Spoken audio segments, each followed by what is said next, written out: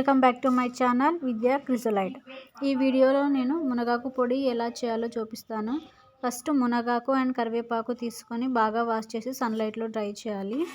తర్వాత లో మీడియంలో మనం ప్యాన్ పెట్టి డ్రై చేసిన మునగాకుని వేసి లైట్గా మనం ఫ్రై చేయాలి. తర్వాత సేమ్ స్టెప్నే ఫాలో అవ్వాలి. కరివేపాకు కూడా డ్రై అయింది వేసి ఫ్రై చేసుకోవాలి.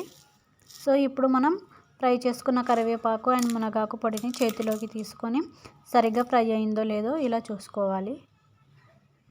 తర్వాత మనం మసాలా ప్రిపేర్ చేసుకుందాం. ప్యాన్లో లైట్గా 1 టేబుల్ స్పూన్ ఆఫ్ ఆయిల్ వేసి పచ్చిశనగపప్పు అండ్ జీలకర్ర, హ్యాండ్ఫుల్ ఆఫ్ జీలకర్ర వేయండి.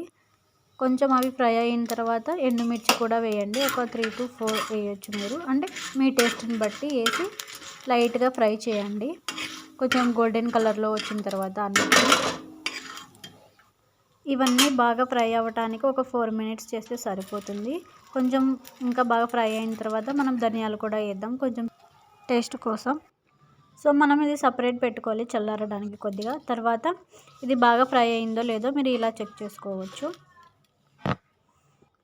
మనం ప్రిపేర్ చేసుకున్న మసాలా అండ్ ఫ్రై చేసుకున్న ఆకులు రెండింటిని ఒక 5 minutes చల్లారనిచ్చిన తర్వాత ఒక మిక్సర్ తీసుకొని, నేను చిన్న మిక్సర్ తీసుకుంటున్నాను ఎందుకంటే నాది క్వాంటిటీ చాలా తక్కువ. సో మిక్సర్ తీసుకొని మనం ఫ్రై చేసుకున్న మసాలానంతా దీంట్లో వేయాలి అనమాట.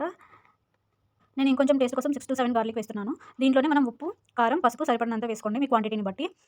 ఆల్రెడీ మనం ఇంతకుముందు ఎండుమిర్చి చేసాం కాబట్టి కారం కొంచెం తగ్గించండి. సో మసాలా అంతా మిక్స్ చేసిన తర్వాత మనకు పొడి ఇలా వస్తుంది.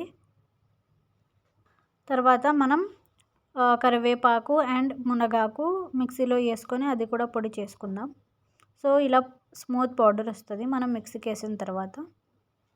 మునగాకు పొడి అనేది హెల్త్కి చాలా మంచిది. మునగాకులో విటమిన్ ఏ, విటమిన్ సి, ఈ and high calcium and iron ఉంటాయి. ఇంకా మునగాకు అనేది డయాబెటీస్ ఉన్న వాళ్ళకి బాగా యూజ్ అవుతుంది.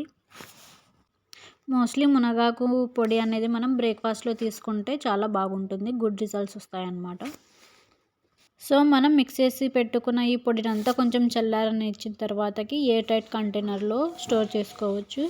అట్లీస్ట్ ఒక 1 month 2 months దాకా అయినా ఇది స్టోర్ అయి ఉంటుంది, ప్రాబ్లం ఏం లేదు. సో నేను ఈ పొడి తయారు చేస్తున్న టైంకే మా మమ్మీ దోశలు వేస్తుంది. ఒకసారి ట్రై చేద్దాం ఈ పొడి వేసుకొని దోశల్లో అని చూసాను. నేను ఇక్కడ మునగాకు పొడి అండ్ కొంచెం గీ యాడ్ చేసి చేసుకుంటున్నా. మీకు నచ్చితే మీరు కూడా ఒకసారి ఈ రెసిపీని ట్రై చేయండి.